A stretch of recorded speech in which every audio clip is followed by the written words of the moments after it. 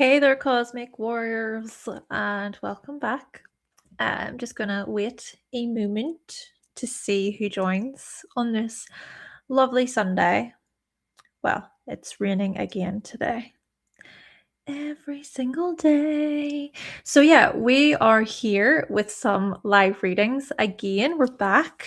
We were on yesterday, but I wanted to come back on today to see if anybody would be interested in having their chart read. Yeah, let's see. But I do hope that, of course, you are enjoying your weekend so far. Yes, the moon is now in Taurus. So we do have some Pisces Taurus combos going on today. And I would say, well, today in general, I have felt pretty mellow and just taking my time. So it's nice. It's been okay. Hi, Tanya. Welcome to you. I hope you're doing good. I hope you are. Oh, is it raining? Is that what you were saying? Here too, by here too. Yeah. It has rained, I think, like 40 days in a row or something like that. Like crazy, just crazy. And no problem. You're working on booking. Great, great. Okay, so we will wait patiently then. And I think, is there anything interesting? I'm trying to think if there's anything even interesting for me to update to talk about. I did get some new hand cream, which has been very good for the winter time. Though we do only have a few weeks left of winter and then it's spring. I am so looking forward to spring. It's just been very, very gloomy. And I mean particularly gloomy, especially gloomy in comparison to other years. And then also I have noticed that in different parts of the world, a lot of snow. I think Russia got a big hit of snow. I don't think that was recently, but yeah, just a lot of rainfall, a lot of snow. So I'm looking forward to I'm looking forward to some sunnier days. Okay, let's see then, Tanya. I will grab your information if you give me a moment, please. I also need to put on my glasses just to make sure I can see properly. I do have to go for an eye test, by the way. Yeah, not that that's important to you at all, but I have to go for an eye test soon. It's been over a year, and then they kind of keep on at you because they want to get you booked in, and I understand, but I've just been busy. What can I say? Oh, hold on a moment. Let me see. Oh, we actually have someone who's booked in. Lucinda. Okay, Lucinda. Amazing. Thank you so much. And Tanya, I'm assuming that you are trying to get yourself sorted, but we shall see. I hope it's okay that we move on with Lucinda, just because Lucinda did technically book first. But when you get sorted, Tanya, and you get booked in, you'll be able to have your chart read as well. So, but just to also let you know that even if you need to go, if you've got a life, obviously it's a Sunday, I'm sure there's leisure activities you want to do. The information is kept, so you can come back to the video and watch it whenever you need to. Rightio, Lucinda, let's have a look here. Bum, bum, bum.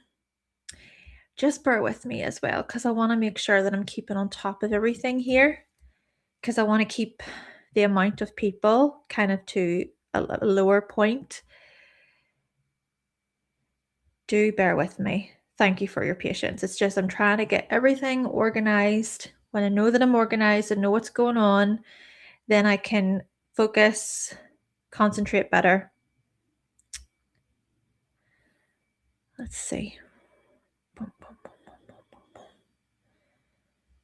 Amazing. Okay, Tanya, you got booked in. No problem. Okay, so Lucinda is first, and then Tanya, you're going to be after. And I'm not looking at the chat right now because I am currently trying to load the chart. It'll refresh, it'll let me know Right, let's have a look. Thank you very much, by the way, both of you, for booking. Okay.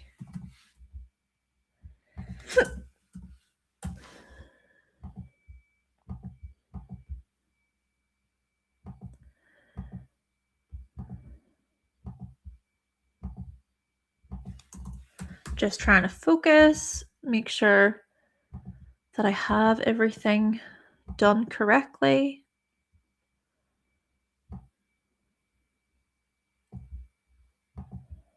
Here.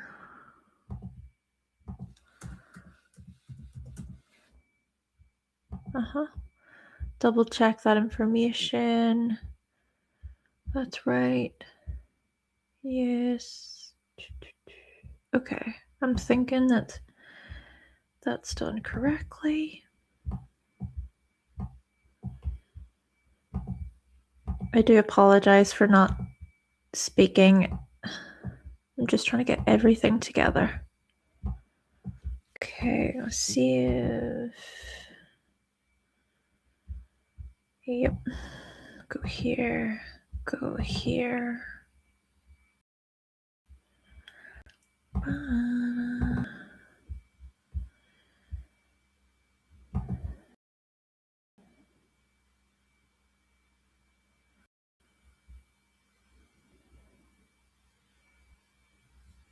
Loading. Come on, computer. Okay. So, let's see here. Lucinda, if you are there at all, if you have a question, do you have a question? Do you have an area you would like me to focus on for your reading? Please let me know. And then I'm gonna grab this. And Tanya, yes, you are going to be after. So thank you very much for booking. Let me just even check if you've sent over your information okay, Tanya. I think I recognize your name. I think I've done a chart reading for you before. I think I have. I do apologize if, if I have and I'm forgetting and it's very vague for me. But I recognize your name. Let me see. Lucinda, okay. To Sin and Spiffy. I'm not is that you, Lucinda? I'm not sure, but to Sin and Spiffy, thank you very much. It's very kind of you to say. And watching, of course. I have. Okay, Tanya. Yeah. Interesting. I'm glad I kind of remembered then. Okay, yes, that is you, Lucinda. No problem. I hear ya.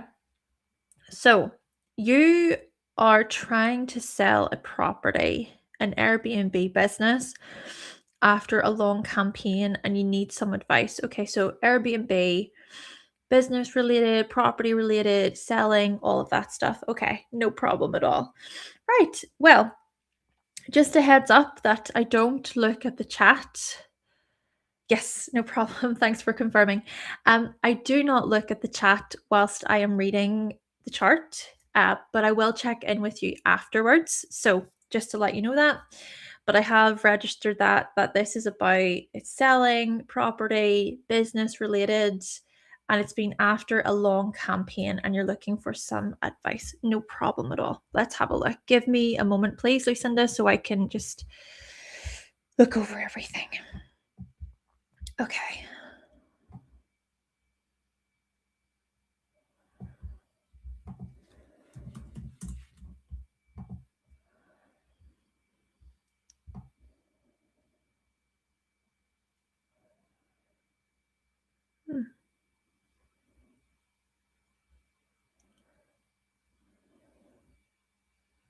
Jupiter.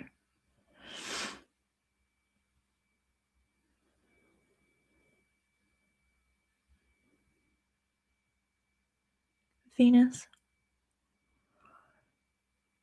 All right.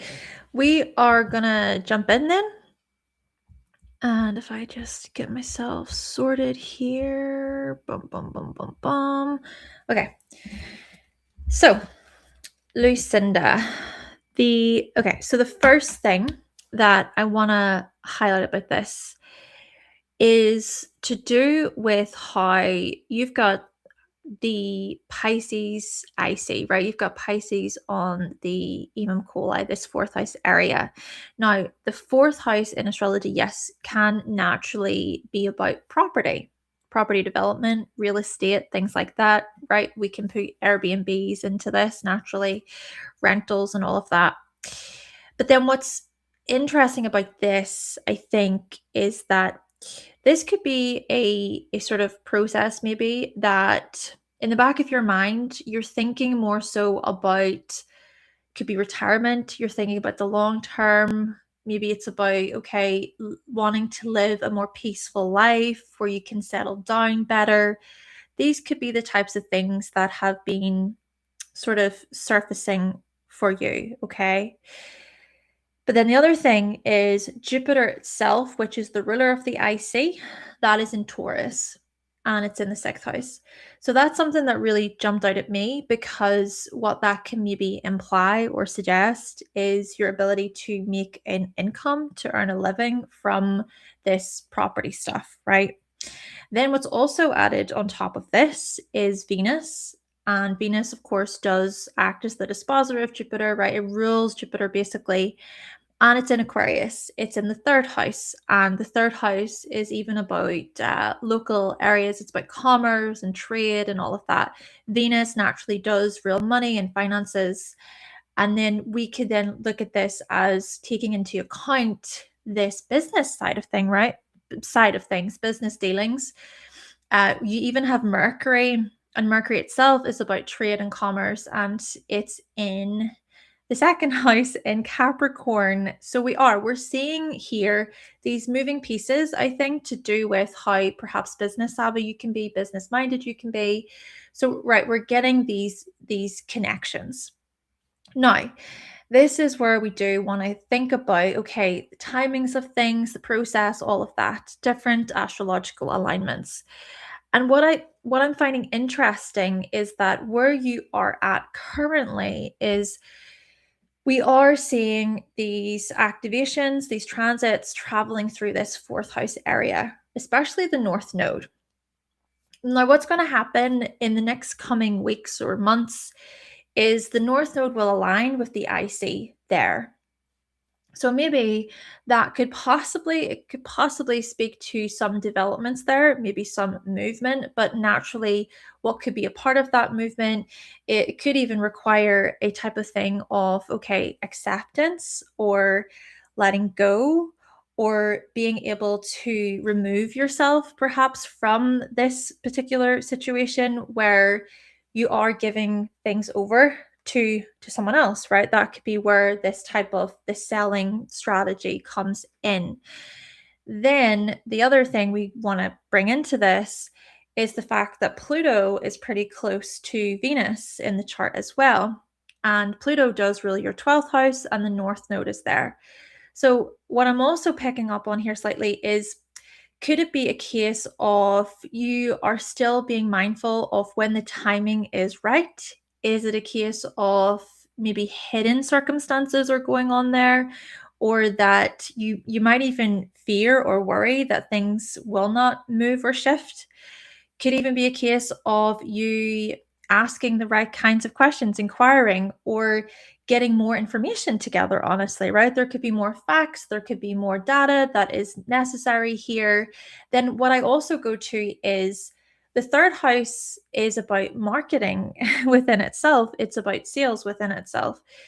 So to have these connections, maybe it could be a thing where you feel like, okay, it's time to make these moves, and this is about a call to action naturally with this as well.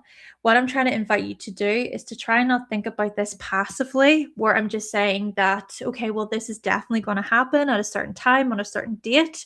My role is to invite you to take actionable steps here. And so maybe those actionable steps does require some level of, it could be a case of acceptance. It could be a case of letting sort of the background work do its thing. That could be a thing with the 12th house, right? Because the 12th house is a very hidden house. So maybe there are things that are operating behind the scenes that you can't quite grasp yet. And then that could also be a part of this square influence. If we think about how Pluto is even making a square to the south node, to the north node, and yeah, that perhaps even speaks to a greater sense of, well, it could be a greater sense of authority and integrity, where you think you're not just going to sell to any person, and you want to make sure that you have the right kinds of people who want to take it on.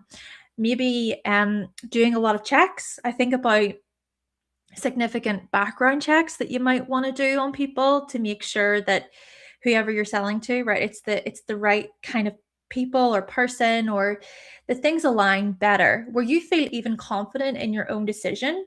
Then speaking of decisions, this is very interesting. I was saying earlier that you have a lot of this activity happening in the fourth house right now, to do with property and real estate and all of that.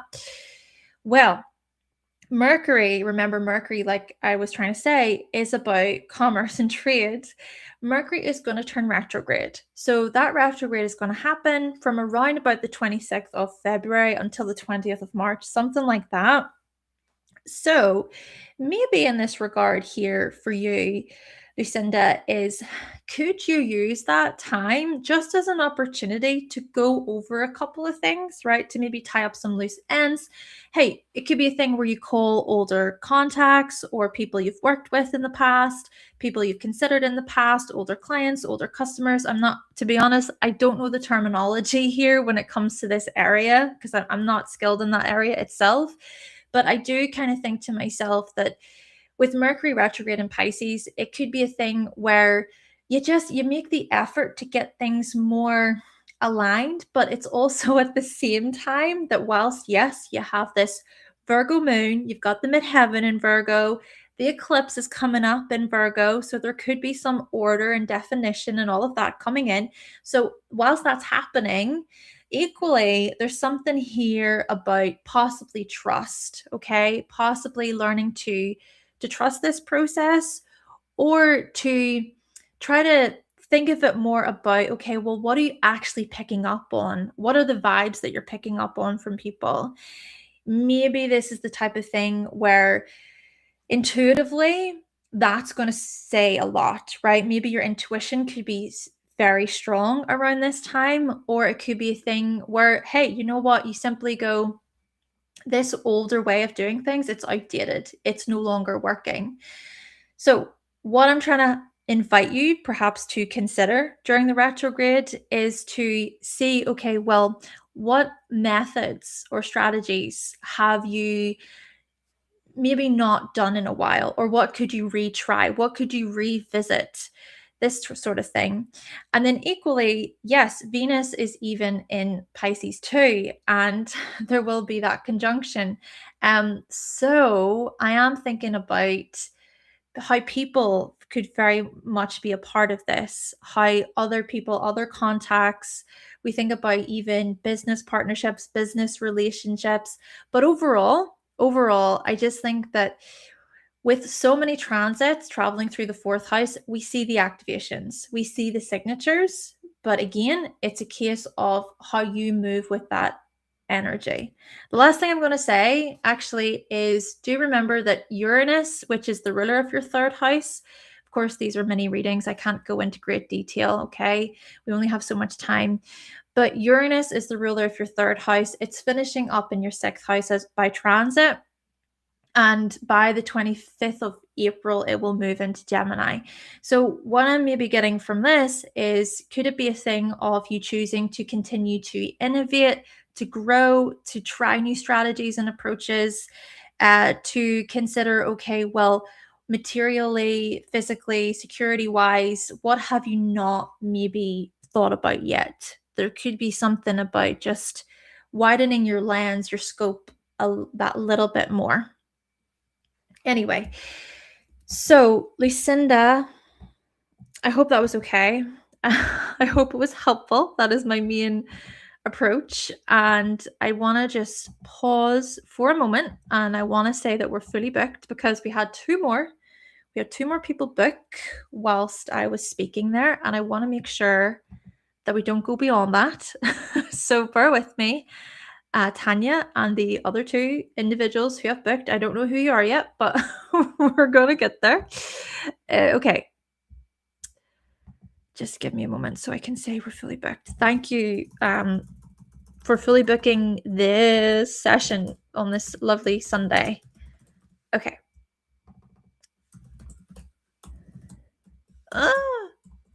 There. Okay. That should be us. Now, we're back. Other options, broker rather than an agent. Oh, okay. So you're thinking about different people. And yeah, thanks. I see. I do not know. I don't have the words for those types of people, but you were able to obviously do that. So, but I do hope that you're able to get things moving and that it all works out for you. Lucinda. Sorry. Right, Tanya. Let's look at your chart. And we also have Oh, okay. Let's see. Tanya, let me grab your information. And then to the other people who have booked, basically, I can't look at your details right now. I don't know who you are right now, but thank you. I just need to get Tanya booked in quickly here. Okay. So, yeah. Yeah.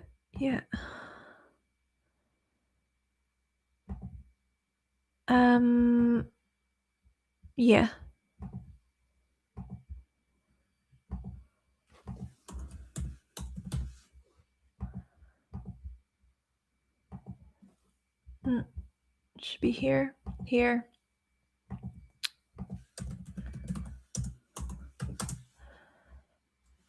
What does that say?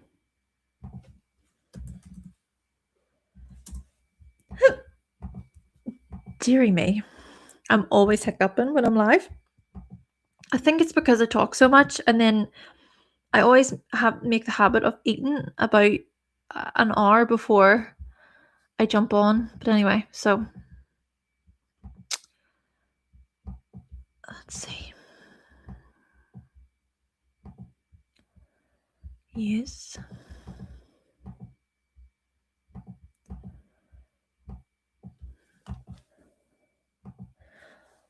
Oh, we also have someone else who's booked, so there's 3 more people after you, Tanya.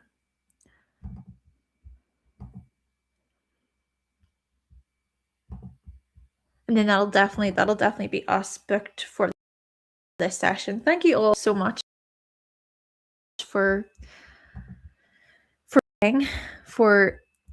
here today. Yeah.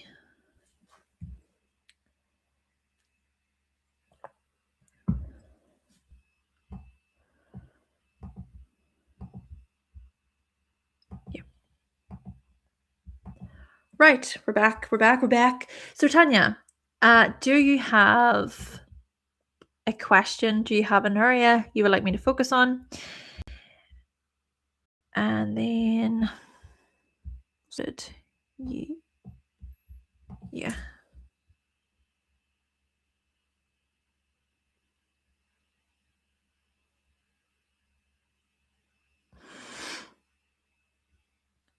And I'm just looking at the other people who've booked so I can refer to you by name. That's a good start. Let's see.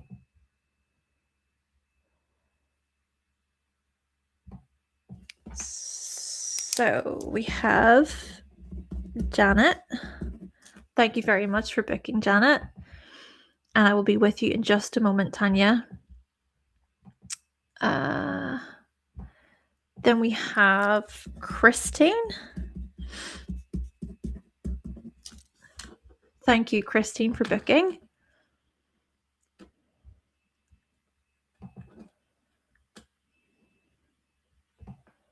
And then we have Elizabeth. Thank you, Elizabeth. No problem. There we go. Okay, so Tanya, Jeanette, Christine, Elizabeth. Radio. I have not checked your details, by the way, yet to you other three, but hopefully you were able to enter your details incorrectly. Oh yeah, that's right. That's right, yeah. So, Tanya, let's have a look here.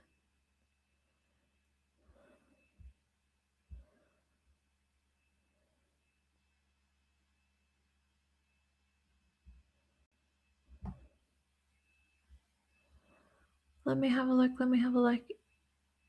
Yes. So, Tanya, you would like a general reading. You have way too many things to focus on thanks to that Mars in Gemini. Okay. Okay, no problem. I will do a general reading. And to Discreet 1998, we have a Jeanette, a Christine, and Elizabeth who have all booked. So I'm not sure which one of those people you are, but let me know. And thank you for booking. Okay, so we are fully booked, but Tanya, we're going to focus on you. Just to let you know then that basically, I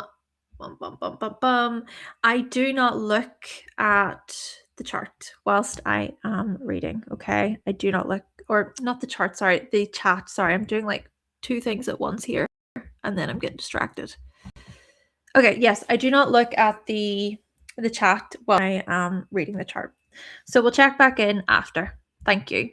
So a general reading then for you, Tanya. Let's have a look. I hope as well that this is the correct information. I'm pretty certain that everything has been entered correctly. Okay.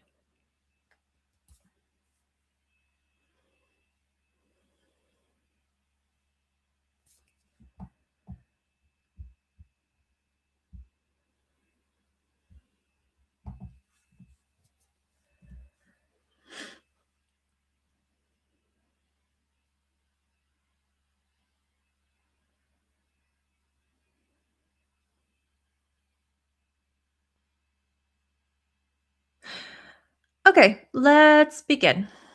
And I will check back in on the chat in the next 10 minutes or so after this live reading.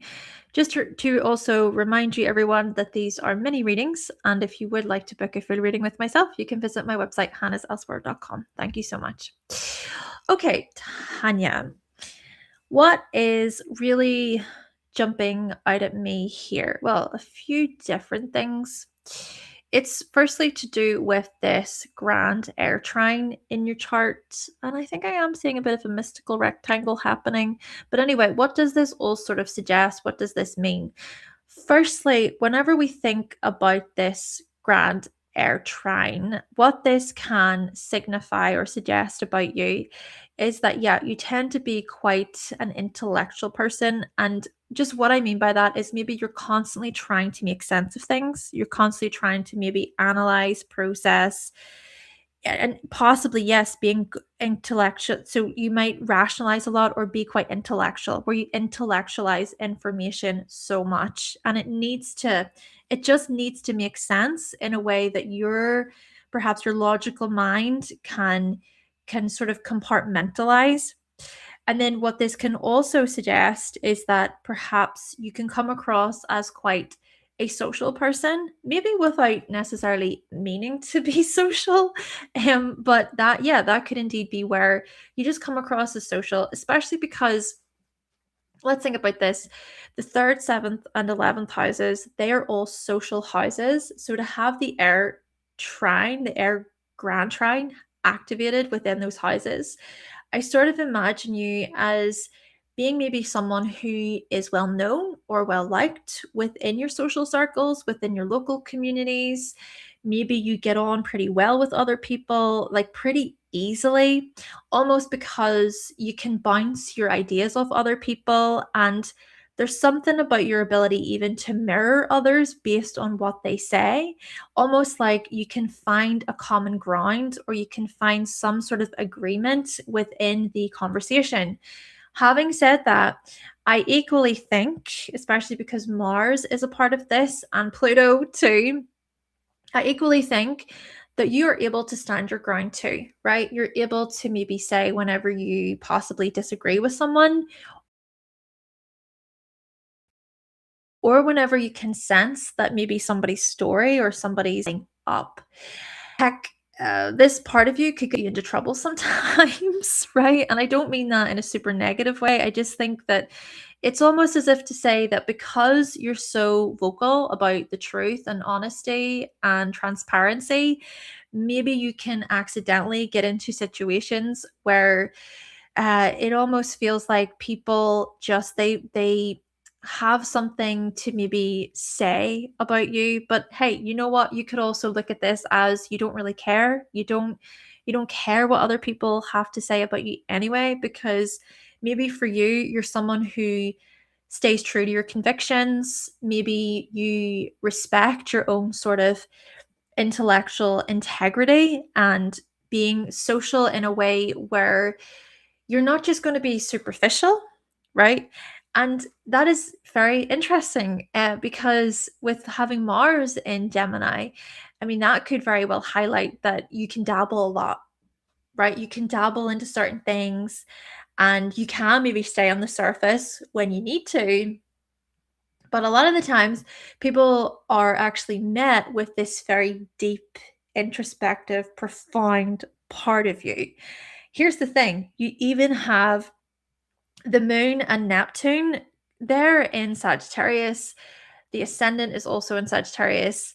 So there is equally this philosophical side to you, or this side to you that can take bigger, complex moving parts and make it cohesive, make it sort of make sense. You could even be someone who prefers to live your life according to what your philosophical views and beliefs are. And you might be someone even who it's not just about walking the walk, right? It's about showing up, it's about living that experience. And then this is also where we get possibly your carefree demeanor. Okay, this carefree presence that you can give off, particularly if we look at the sun and the moon making a sextile in Aquarius and Sagittarius, and then we throw into that the ascendant in Sagittarius.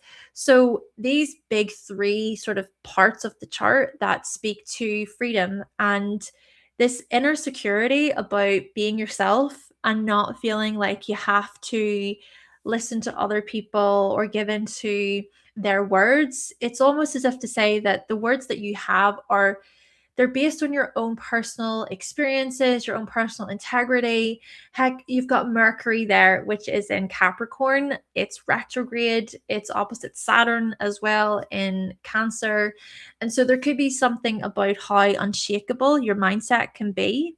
And maybe even when it comes to learning itself, you can be rather structured, or maybe you even think about the long term, sort of the long term impacts or consequences of saying something.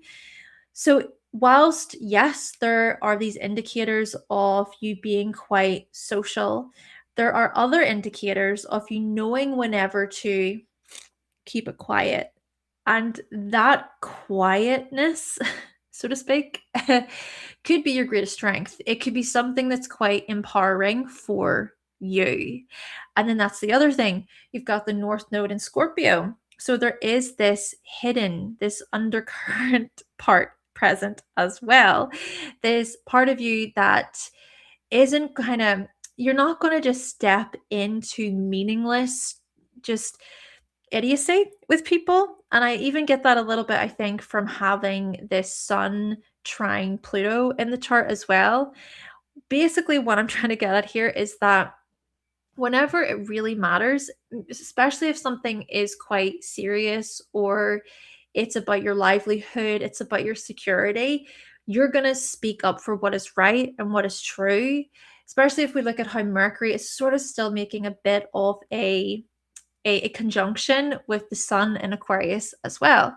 Then we also have Venus. So Venus is quite close to the ascendant. Venus is in Capricorn. What I'm getting from this is you valuing your integrity above all else, valuing responsibility, particularly with relation to your earnings, your spending habits, your personal assets, and basically then being mature in your dealings with people. The other thing I want to highlight then is that yes, I mean you could be at a stage in your life where you have done a lot of this inner work, you have matured a great deal. Even to think about it another way, you have experienced your Uranus opposition already, right? That would have happened maybe about five-ish years ago, something like that. So with the Uranus opposition and where you are today, it could be a thing where you have actually liberated yourself a great deal from past experiences, past traumas.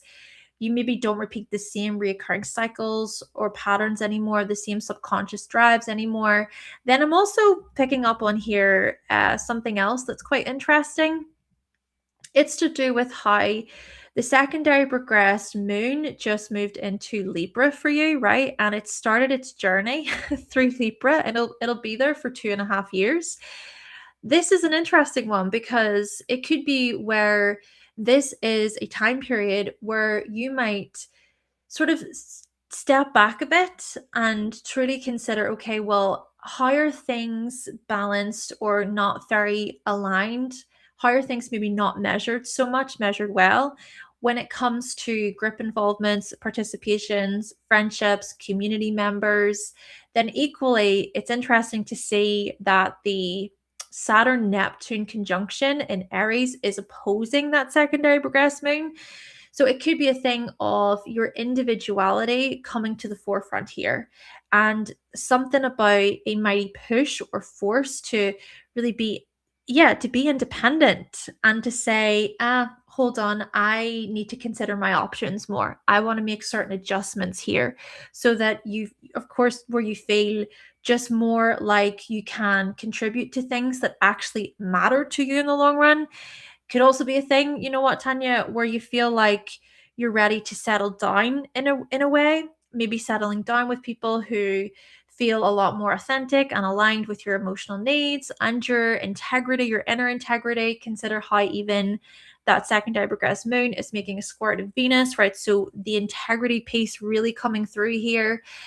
And essentially, yeah, this is what I am picking up on when we look at these many moving pieces. The last thing I'm going to look at, just briefly, is yeah, Jupiter is there in Aries too. And so with Jupiter already in Aries, Chiron already in Aries, you're of course still experiencing partially your Chiron return. I say partially, but I still think it's pretty on, so to speak. But anyway, with those planets in the fifth house as well, this could be where this new conjunction in the fifth house activation, right? That could be a case of you freeing yourself from older narratives or stories related to independence and leadership and self-assertion. And that could even be where you feel like you're ready to take more personal agency or accountability when it comes to fun and play and enjoying yourself. Yeah. Last thing, it could be a thing where you feel like you're ready for a new chapter, basically, when it comes to those very areas. Okay, I have to stop there, Tanya. There's more that I wish I could have talked about, but I have to stop. So, thank you very much, Tanya. That was your reading.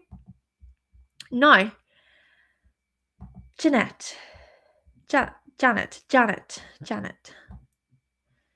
No, it's Janet. Sorry, it's just my pronunciation. My apologies. Janet.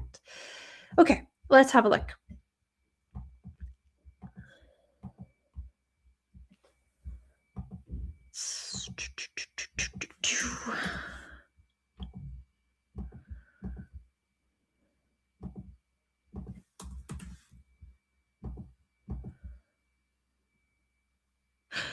Oh, to Jeanette, if you're there at all, I need your time of birth. I still need your time of birth. It's not included there. If you do want to email me it, if you want to email me it, you can at hannahselsewhere@outlook.com. But that would be obviously a piece of information that I really need. I'm just getting the rest of your information here. Oh no, I wasn't supposed to do that. Damn. Hold on. Go back into the bar. Go back into the bar. What do you do that for? No. No. Okay. You just wanted to, right? Whatever. Just go away. just go away then. Okay.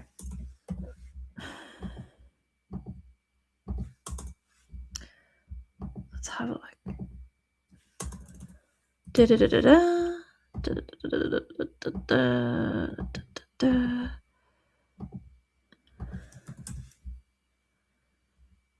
And okay.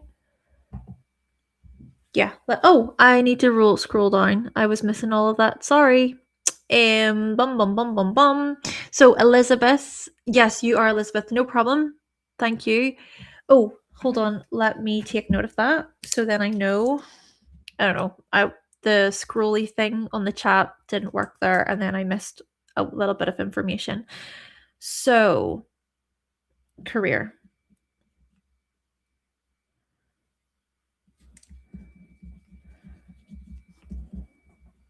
Okay. Taking notes so then I can remember. Okay. Oh, hello, Karen. Welcome. Oh, thank you so much, Karen. You are very kind. And hello to Lori. Thank you very much for joining the Cosmic Warriors Club. There is a library full of synastry videos there, so you can learn. Yay! Amazing. Thank you so much. And Tanya, yes, right. Stand up for yourself. Believe in transparency. Honest and standing boundaries. Live and let live. Stubborn and unshakable. Woo! And yes, for been doing shadow work, traumas for the last 5 years. Whoa, okay, wowee. And Jeanette, amazing. Okay. Let's see. Okay, we got your time. No problem. Time. Brilliant. Thank you very much. I am going to grab your chart now. I do apologize. I had to read those comments because I don't know, the scrolly thing just didn't work for some reason there. Anyway, we got there. Let me grab your chart.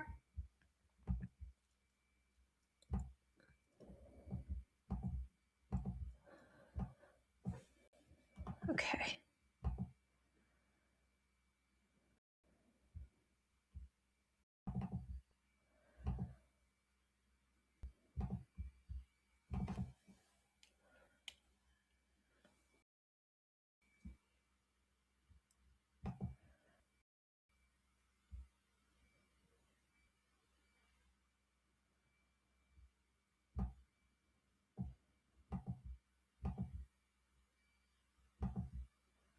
Go here.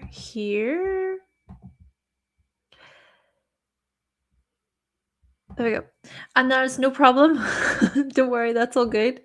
We got there in the end anyway. And okay, let me have a look. 8th house energies. Advice to do with the 8th house. No problem. Thank you very much, Jeanette. So, just to let you know that I do not look at the chat whilst I am reading the chart itself, but I will check back in with you after, okay?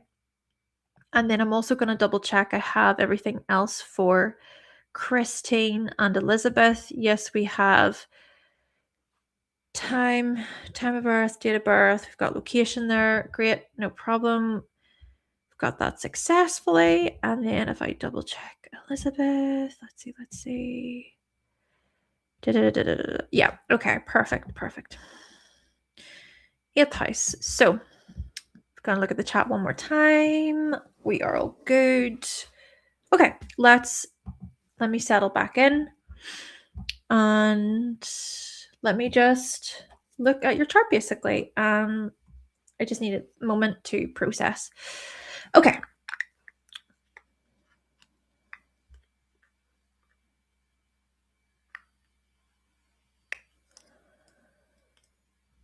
It's progressions.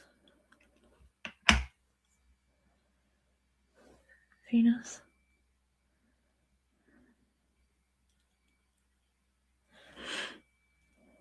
Mars. I wonder if I can look up a different system. Let me see. Put this away so I don't get too overwhelmed. Put this away. Okay.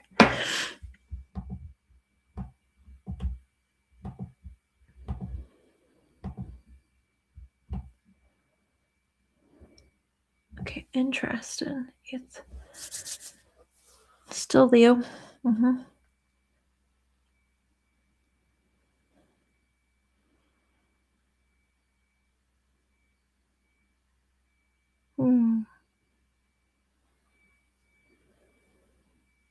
Right, I am going to try my very best to break this down within 10 minutes.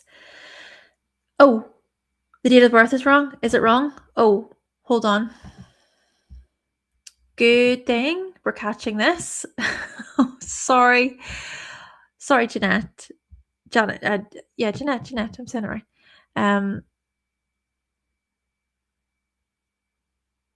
Is that right? Is it wrong? So what is your date of birth then? Just so I can check then.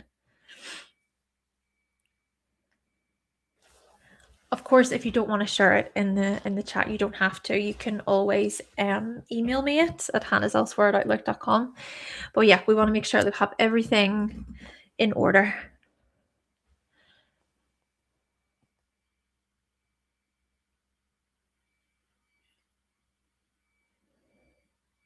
Oh, sorry. So the date that you see there above, it's yeah, the date that you see above isn't your date of birth.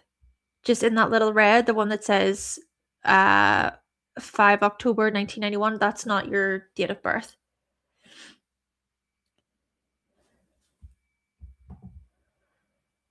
That's basically the date that is about your progressions, because I'm looking at your progressions in combination with this.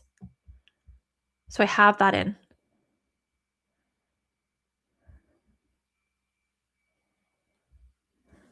Does that make sense? Yeah. Yeah, so the 31st of August. No, the 31st of August. That's why I said yeah. Okay, no, that's no problem. It's just, yeah, that little bit, I get it. It basically shows your progressions, what the planets would be like when we take into account your progressions. But the date of birth used for your reading right now is the right date of birth. 31st of August. Yes, and it's that year. So anyway, great. Do you know what? It's good to be sure. It's always good to be sure. No, you're completely fine. Okay, so let's get stuck in. And like I say, I'm going to try my very best to break this down in 10 minutes. Okay. So just a reminder, everybody, these are mini readings. And if you would like a full chart reading with myself, more in depth, detailed, of course, you can always go to hannahselsewhere.com and book there. Right. I am going to use the whole sign system and the Placidus system for this experience for you. Okay. And the way I'm going to explain this is that whenever we use the whole sign system, these planets in Leo are in the 8th house. We can see that. But whenever we use the Placidus system, still, a lot of the planets are in Leo in the 8th house, but there's also a layer of Virgo, and then it's the 8th house itself that's intercepted. So what does this say? What does this suggest to me then as an astrologer, maybe about your experience? And of course, it's always about seeing how this relates to you. A part of me then wonders about how you identify with your own ability to be vulnerable, to be confident in yourself, to be confident about your own decisions and your individuality.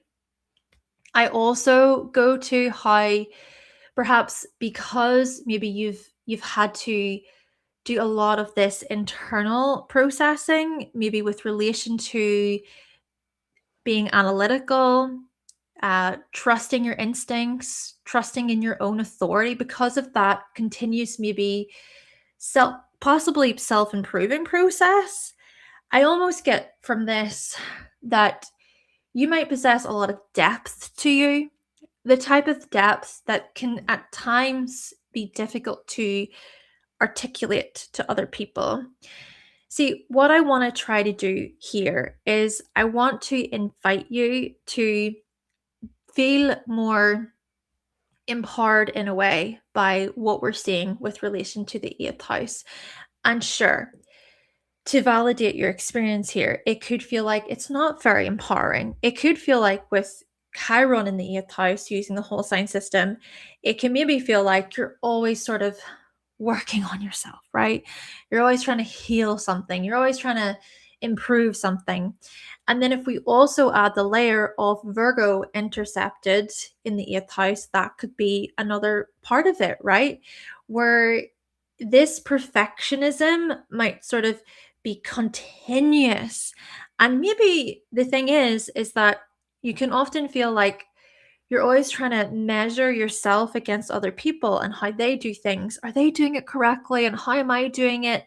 And then what I also partly go to is how much of that stuff was sort of delivered or pushed onto you whenever you were growing up, and we think about your own development and everything, especially because you do also have Venus retrograde there with Mercury in Leo, and then Jupiter's there sort of acting as this expansion of self-worth, repetitive thoughts, right? It's this thing of just looping in the mind about, am I doing this well enough? Am I creative enough? Am I passionate enough?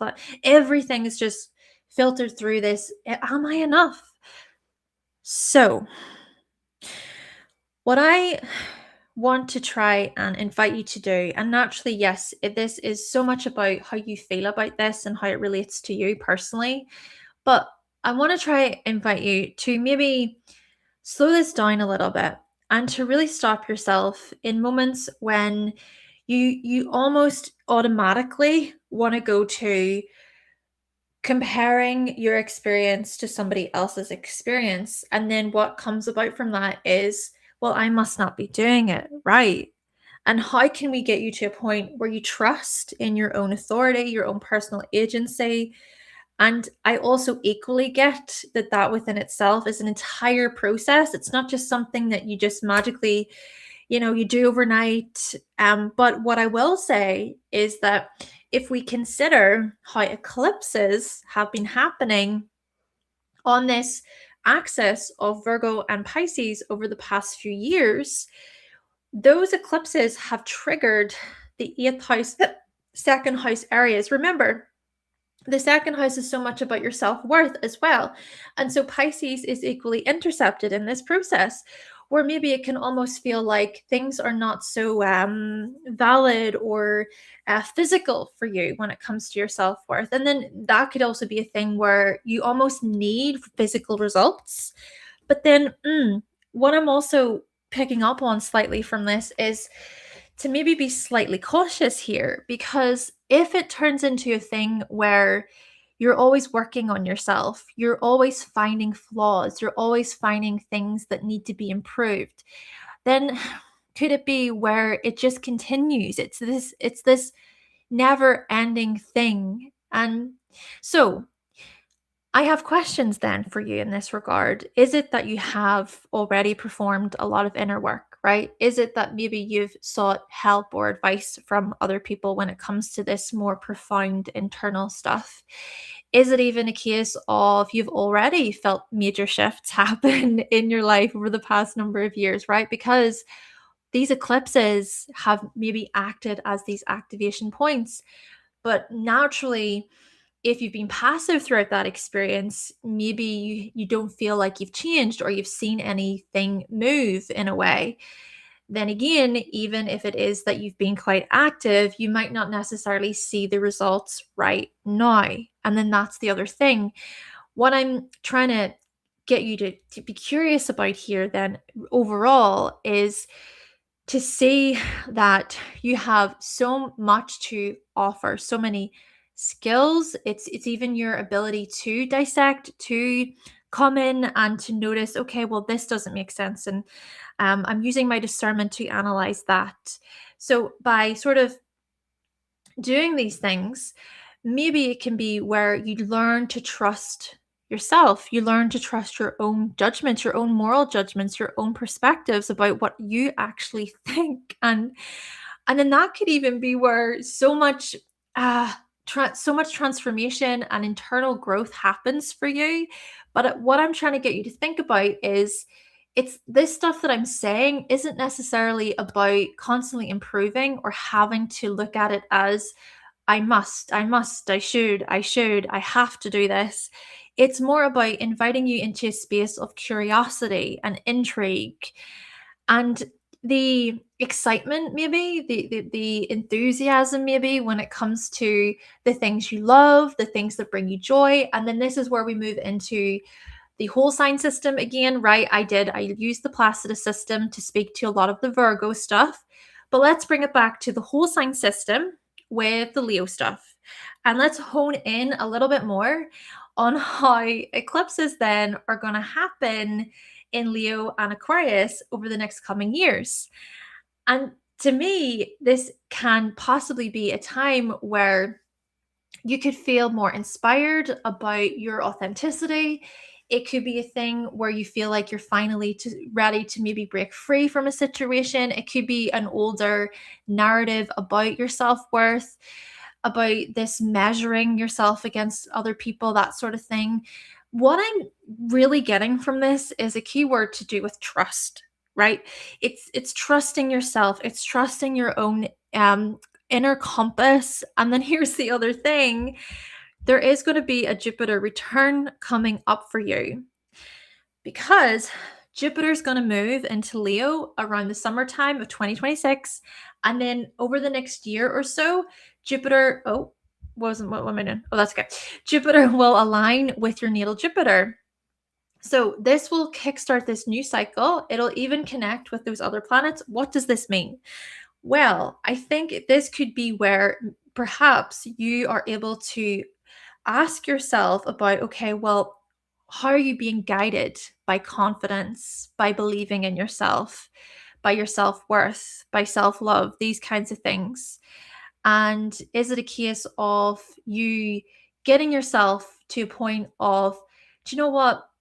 I'm done. I'm done with constantly having to change. I'm done with always having to improve. And I just want to embrace greater authenticity where it's maybe a time of greater creativity and self-expression, maybe trying new things, right? Trying different methods, thinking outside of the box a little bit. Consider how Aquarius is a part of this conversation too.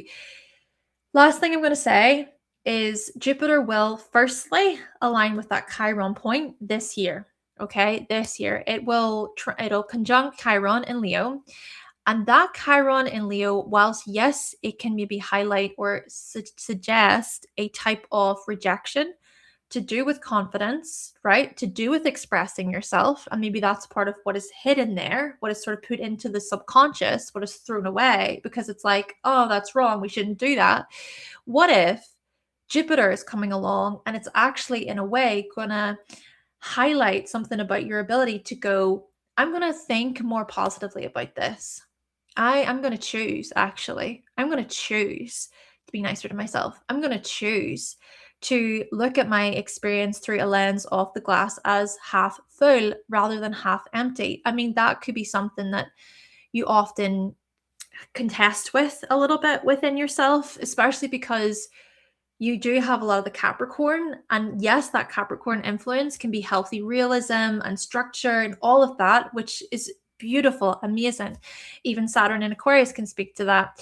But yeah, the last point I'm going to say is indeed, it could be a thing where you expand beyond your own personal limitations and you surprise yourself. You could surprise yourself, but it is always about how you use the energy naturally. I hope that was helpful. I hope it was helpful, honestly, and supportive. So thank you very much. We got there in the end as well. And hello, Robert. Welcome back to you. Thank you very much for joining again today. And we are now going to grab Christine's chart. We have Christine and then we have Elizabeth.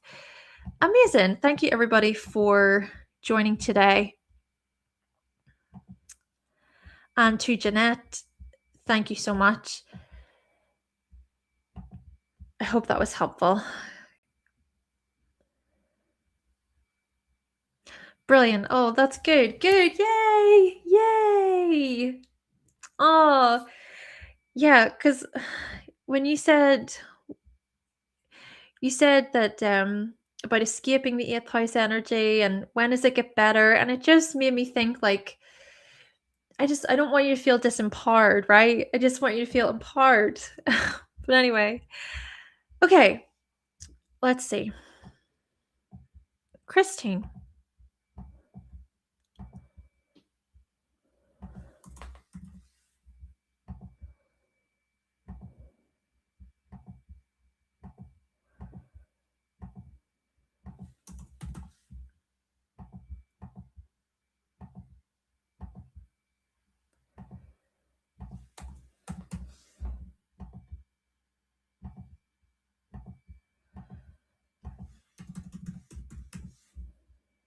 Oh, which one was that? Ah, okay. Uh-huh. Info, double check.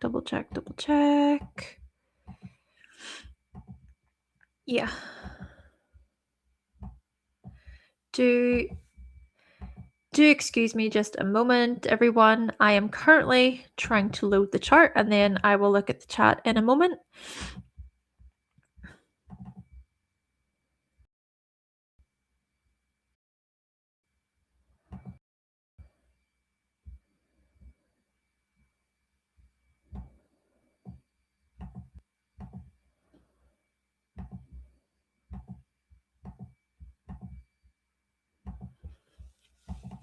Oh. If Christine is there at all, I'm not sure. Of course, maybe you're doing other things, which is a big possibility. If you are there at all, do you have a question? Do you have an area you would like me to focus on throughout your reading? Let me know, please.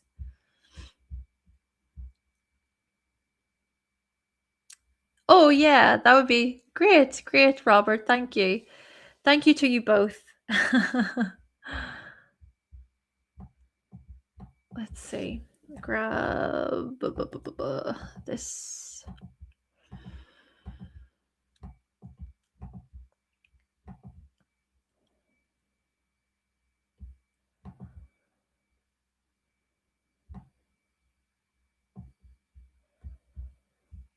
Let's see if Christine is there at all. And even if, Christine, you do not answer, I can go ahead and still the chart and kind of treat it as a general reading.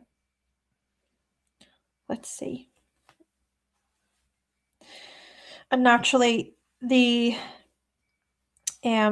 chart is going to be kept up. Your reading is going to be kept up.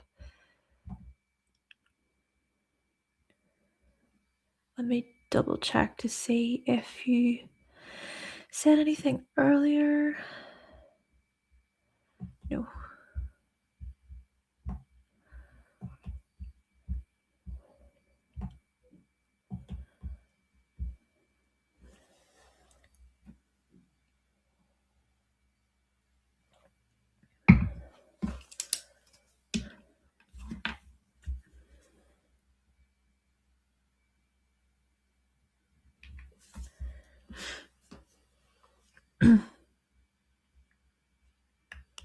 Just going to give it a minute or two, see if Christine replies or says anything.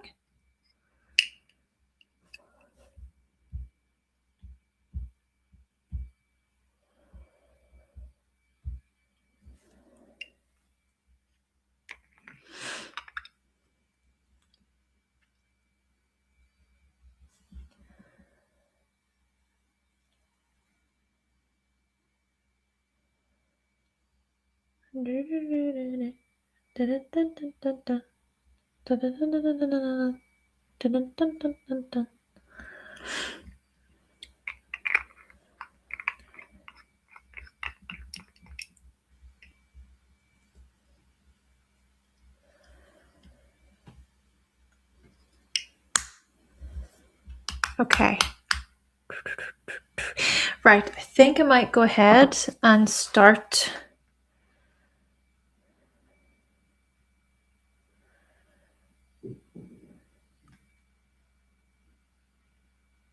What video to recommend to watch today?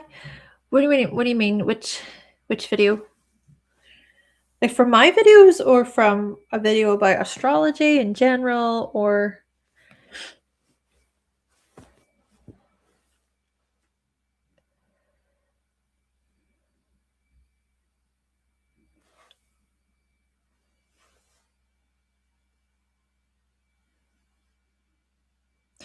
right. I am now going to start Christine's reading.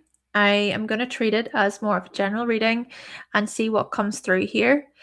And then, Christine, if you are watching, of course, just let me know. And thank you for booking, of course. I completely understand. We all have things that we got to do. We have lives to live. But of course, this reading will be kept up. Oh, yay, you're there. Amazing. Okay. So no question. Public persona and career focus. Radio. General, just general is fine. Great. Thank you very much for answering. And one of my videos, anything I'd recommend. Would I recommend any? I would recommend actually, I really just, sorry, Christine, I just want to answer this question quickly. I really enjoyed making the series all about the physical appearance of the rising signs. And the reason why I love that series so much is because I don't use celebrities in it. I used you yourselves, subscribers, viewers of the channel. Basically, I asked for your photos to be sent through, and yeah, I was able to use real life, just human experiences for that series.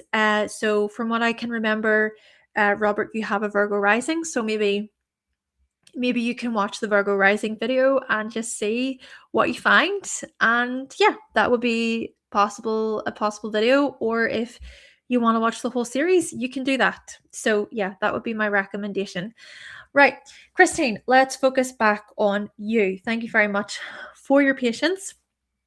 And you said public persona, career focus, but just more so general is fine. No problem. I will not be looking at the chat whilst I read your chart. Just give me a moment so I can take it in. Thank you.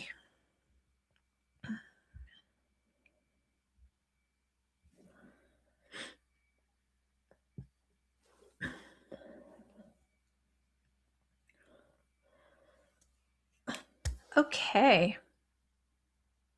All right, let's do this. Let's jump in.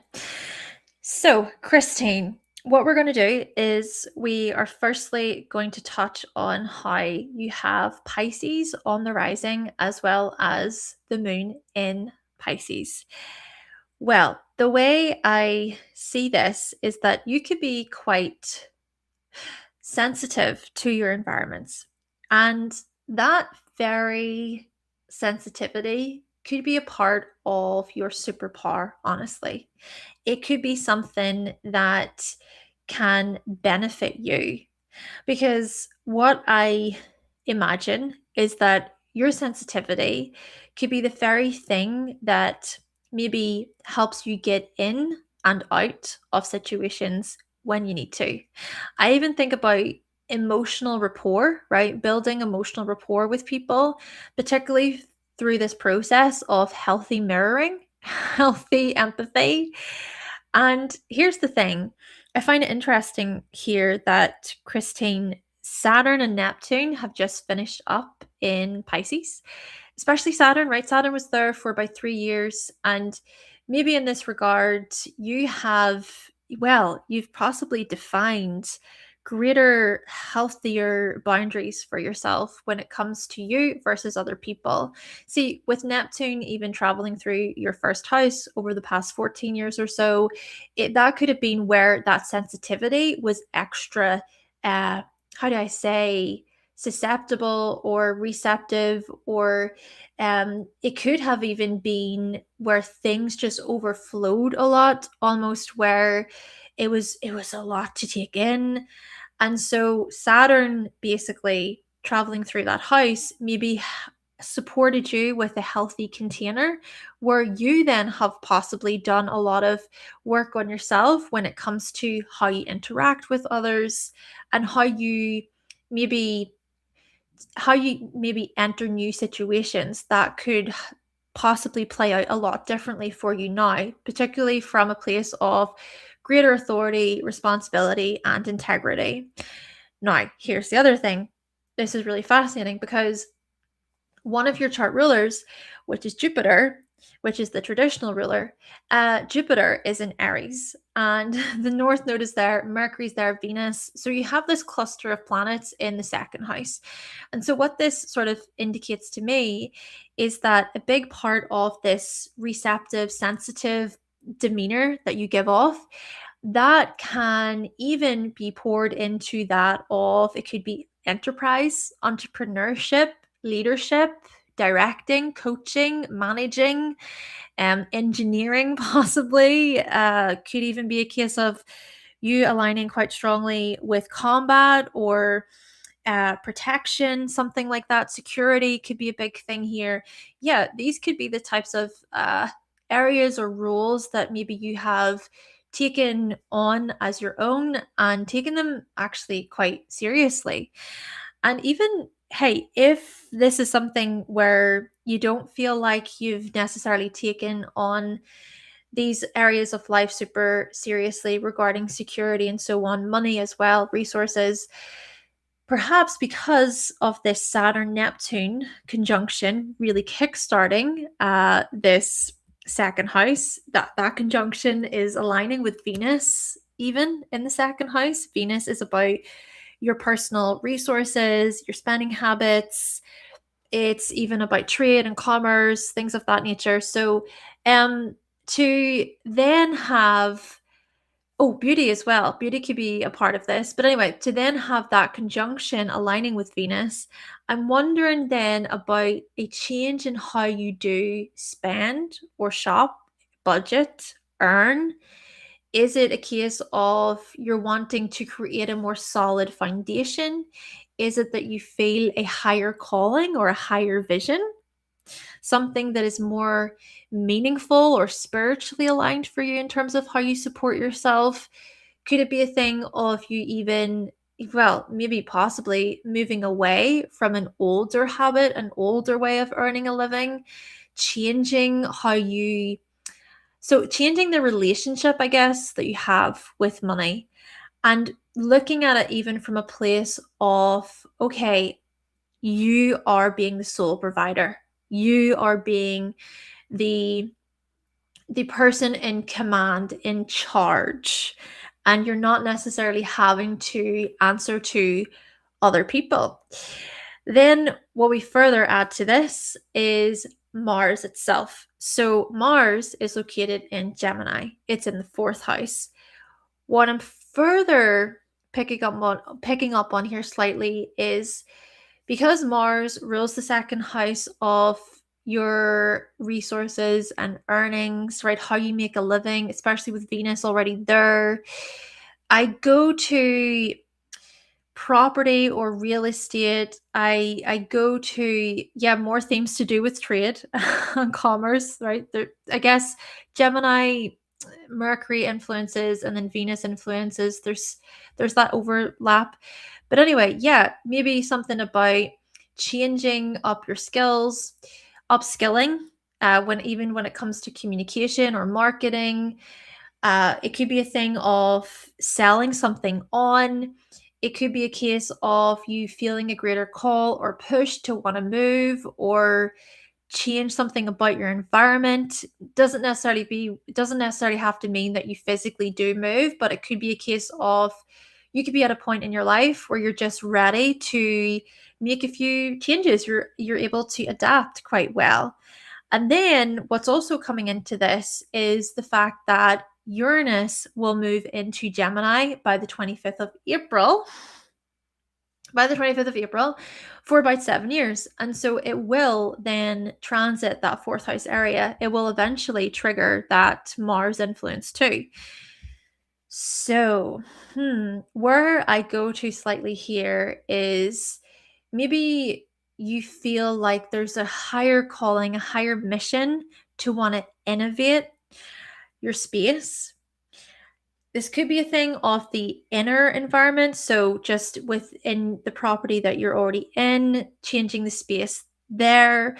Or it could be a thing of you physically wanting to change where you are in relation to your outside environment, your outside areas. And then what could also be a part of this too is if we think about how Uranus has already transit your third house for the past 7 years, and then you have your sun in Taurus and the sun is opposite Pluto, I go to, okay, the question of which types of significant security changes have already occurred in your life over the past 7 years? And is it that you are already working on this process of creating greater stability within your local area? Could it be a thing of because of the changes that have happened, you feel like you can move from a place of greater endurance and stability? And that could even be where the sun in Taurus influence, right? This part of you truly thrives. That could be a thing where you know that you're going to feel a lot more safe and steady whenever things are more just stable in your life. But naturally, because Uranus has transited the third house, maybe it's been a thing of you being proactive about changes that have happened, maybe outside of your control. That could be a thing. If we even consider this economically, socially, all of that. Okay, then what I also want to go to with this one, okay, since you did ask more about sort of public persona, those areas, we have to go to the midheaven. And the midheaven there is in Sagittarius. Saturn is also there with the midheaven. Uranus is a part of this. I am going to you possibly stepping into public positions where you are the authority, you are the director, the leader, you are the one who is able to guide others, maybe even traveling for work purposes. Long distance travel could be a big part of this. And that could even be where the trade side of things comes in. Could be a case of teaching or broadcasting or mentoring and offering your leadership skills to communities, to causes, to movements, just being in the heart of an experience, maybe where you're teaching other people. Then this is where we go back to the ruler of the midheaven, Jupiter, right? So the ruler of the midheaven and the ascendant is Jupiter, and it's in Aries, and the North Node is there. So I'm thinking about how perhaps your life's trajectory has been about guidance, offering support, especially when it comes to coaching or leadership, or just being a very driven, could be a thing of just you're a very driven individual. And the last thing I'm going to say, I only have so much time. The last thing I'm going to say is the other chart ruler is Neptune.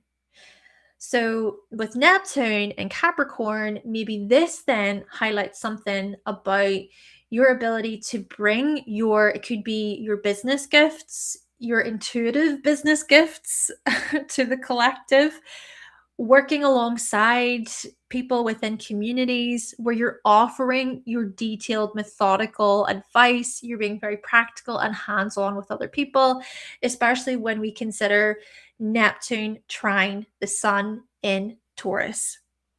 Anyway, that's all I'm going to say there for you, Christine. There's only so much time I have, but I hope that was helpful. I hope it was supportive.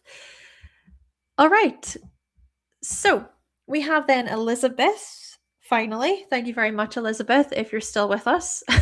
If you're still with us, we shall see. All right. Let's grab your info. Bum, bum, bum, bum, bum, bum, bum.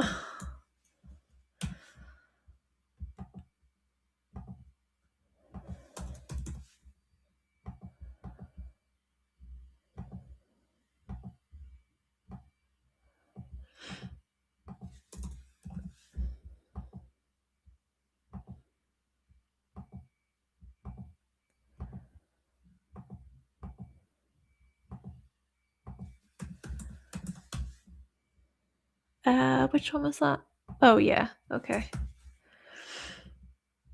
Should be... No, this one. Yeah. Da-da-da, da-da-da, da-da-da, da-da-da, da-da-da. Okay, cool. And no problem at all, Robert. I hope that you enjoyed the video. That was a good while ago that you shared that. Oh, okay, let's have a look here. Elizabeth, thank you very much for your patience. Have I read your chart before, Elizabeth? I feel like I have. I feel like I have.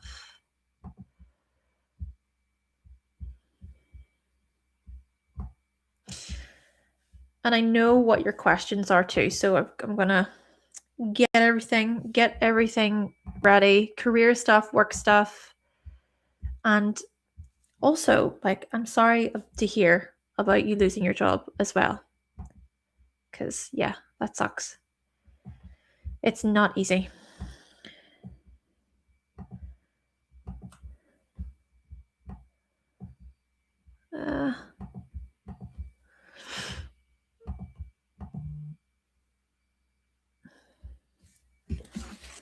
Hey.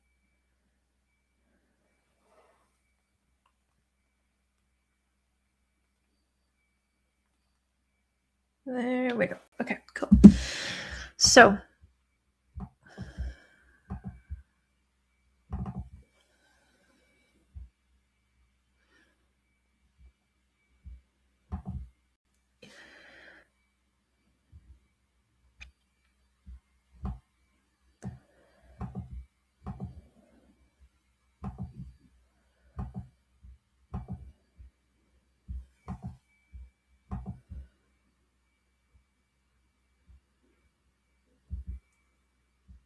right. Okie dokie. We have your chart here, Elizabeth. Let me have a look here.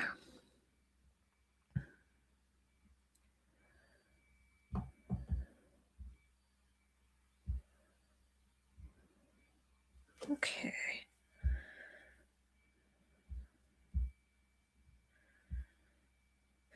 So, seeing as you do have a pretty late degree of the rising, and I just feel like in general I could do this, but I am going to read your chart partially using the whole sign system and then also the Placidus system, and we'll sort of see how this goes, okay? But Elizabeth, yes, thank you very much for booking. And to everybody else who has booked today, thank you so much for booking. I do hope that each of your readings has been somewhat helpful and supportive and everything else. All right. So give me a moment, please, Elizabeth, so I can just take in your chart.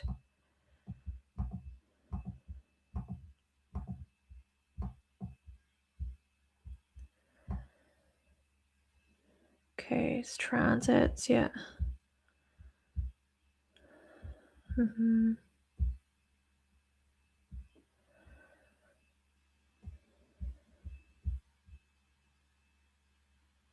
First week of February. Okay, no problem. No problem.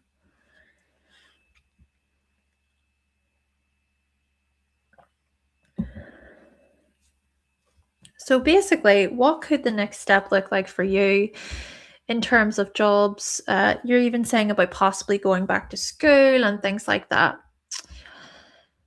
Right. Let's have a look here.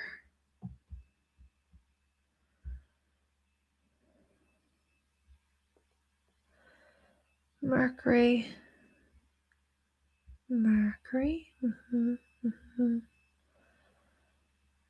Something about that one, yep.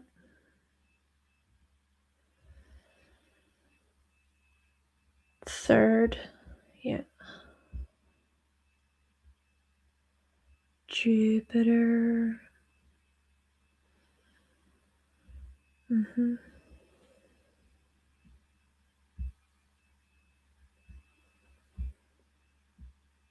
Interesting. Okay.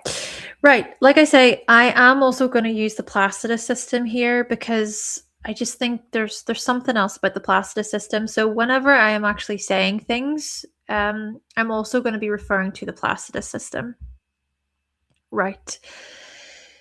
So the first thing I'm going to highlight about the whole sign system. Let's begin with the whole sign system. If we consider how you do have a Virgo rising, and then you also have the North Node in Virgo. And what this sort of suggests to me is that your trajectory, right, your life's trajectory, where maybe you feel like you're being called, this stuff could be about, well, being efficient, being quite organized, but more than that, I think this is more about having a system, a certain system, a mode of operation that works for you individually. It works for you personally. And then that could require some healthy discernment. That could require some healthy sorting through and organizing and making certain shifts, okay? There. And here's the thing though, Elizabeth, what I find to be quite interesting about this is that if we consider the North Node and the South Node today, right, where they are today, you are experiencing what's known as a nodal opposition. And because this already involves Virgo, the first house, this sign of service and work and everything, I'm thinking that this nodal opposition could highlight a time where maybe you are renegotiating things, you're reconsidering things. Maybe it's a case of seeing, okay, which other methods or strategies have not been explored yet. And it could be a thing of you being willing enough to put yourself out there in a different way. And then what also naturally comes into this very process is if we look to the sixth house, right? The sixth house is already about work and service, routines, the everyday stuff. You already have Uranus and Neptune in Aquarius there. So to me, what this suggests is that you don't really want to be tied down or fenced in. But yet at the same time, when we combine the Placidus system, where you have Venus and Jupiter in Pisces in the sixth house, we further notice that there is a big part of you that maybe wants to give, maybe wants to help others, to help the vulnerable, to support those in need. That could be something that you feel possibly quite strongly about, quite passionately about. And then it's also a case of, okay, well, Mercury retrograde is coming up. That is coming up in Pisces. And that's going to happen from the 26th of February until the 20th of March. So could it be a thing where you possibly use the retrograde as an opportunity to reevaluate where you're at. What is the sort of bigger meaning here? What is the higher calling, the higher vision, the higher purpose here? Could there be some maybe cosmic downloads or some intuitive pings that happen? Could it be a thing where you can try writing things down? Or if it is that you want to sort things out really practically, if we combine Virgo in with this, if you want to sort things out practically too, how can you be equally open to new possibilities, to new ways of showing up there, new opportunities? And that's the thing. Whenever you maybe go into do this search, or whenever you take the first step to make a change, it could be a thing where there's, well, what have you not dreamed up yet? What have you not thought about yet?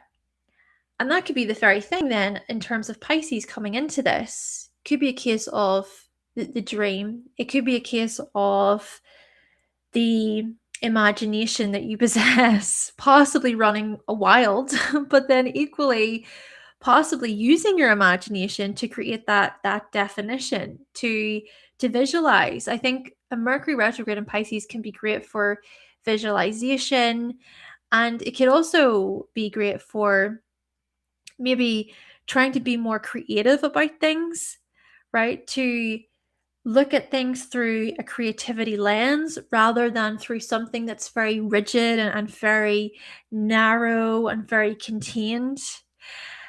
Yeah.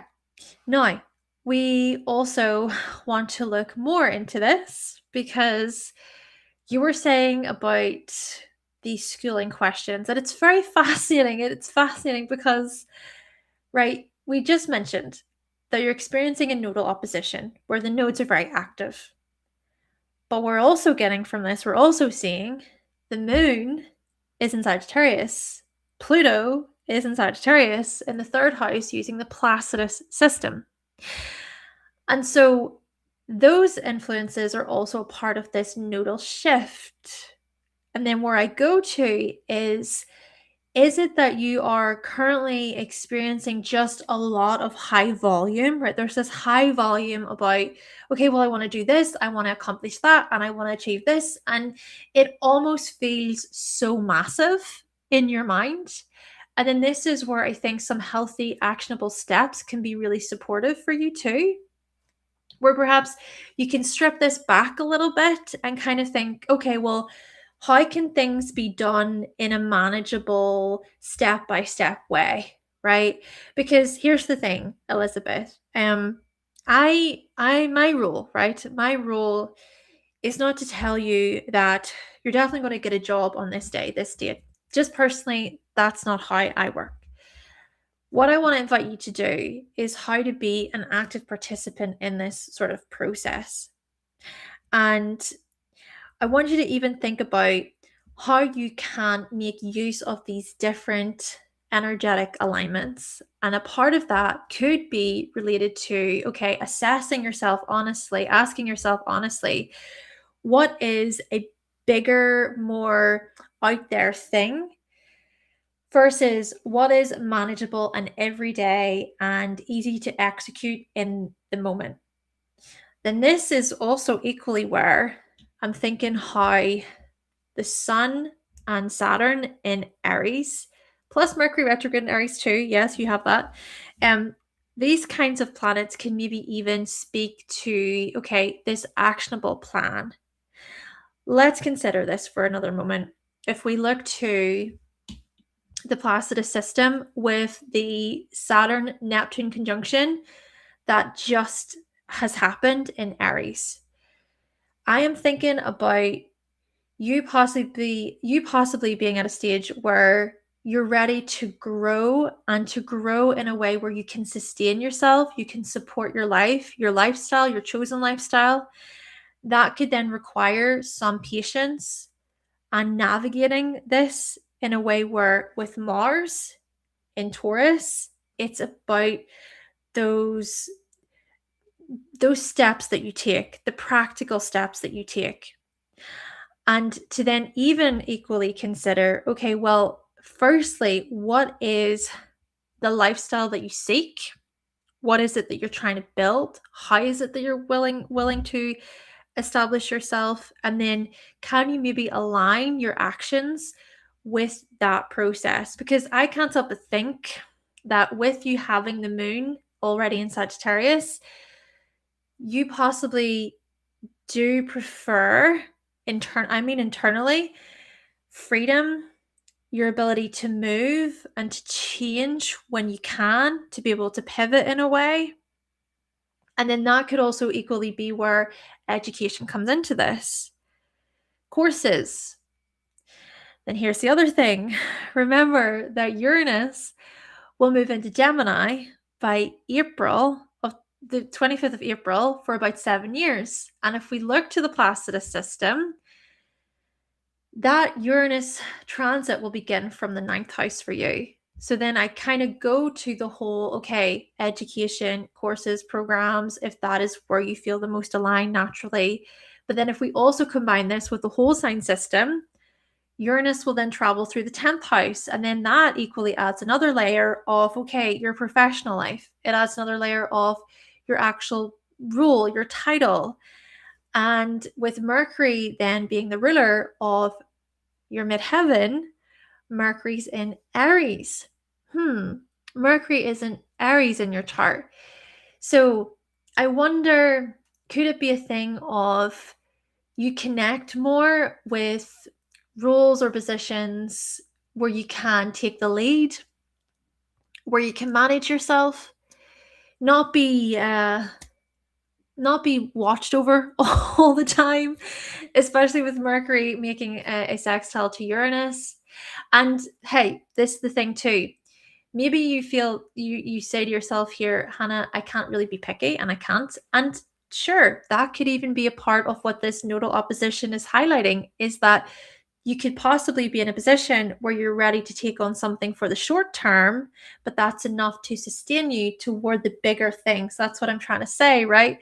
There could be that bigger vision thing that you really aspire towards and you dream about, but then it's equally seeing that there are other ways to get to that point that are more practical and useful. And then the last thing I'm going to say is just remember here, Elizabeth, that with Gemini on the midheaven, that can often highlight two or more roles, two or more positions, right?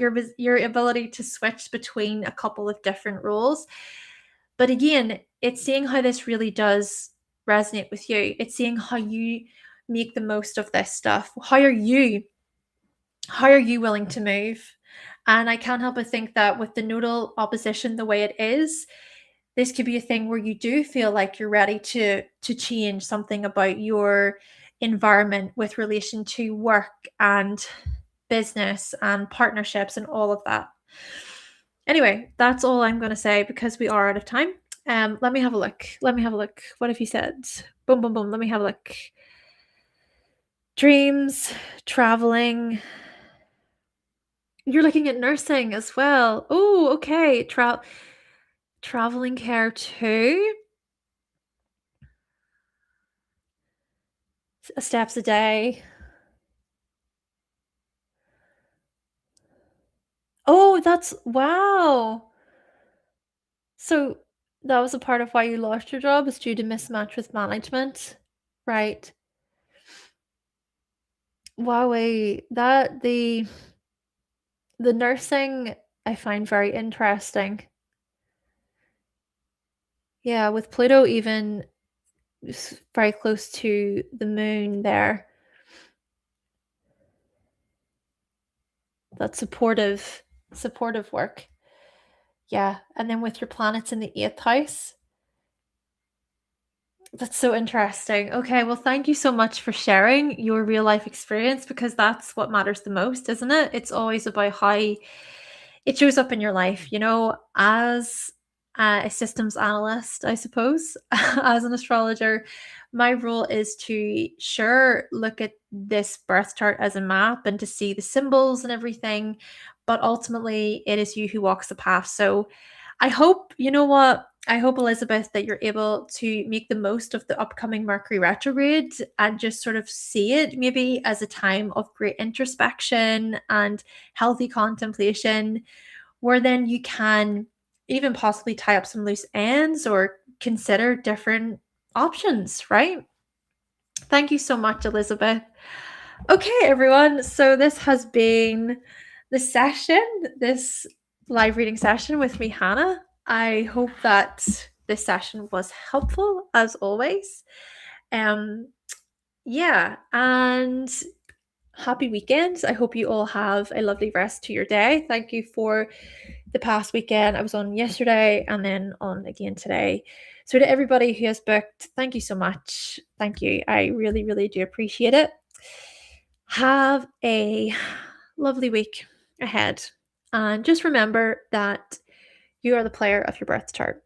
Yeah, remember, you're the one who gets to navigate things because it's you who is living it, right? It's you, the human, who is living it. Thank you, everybody, and take care.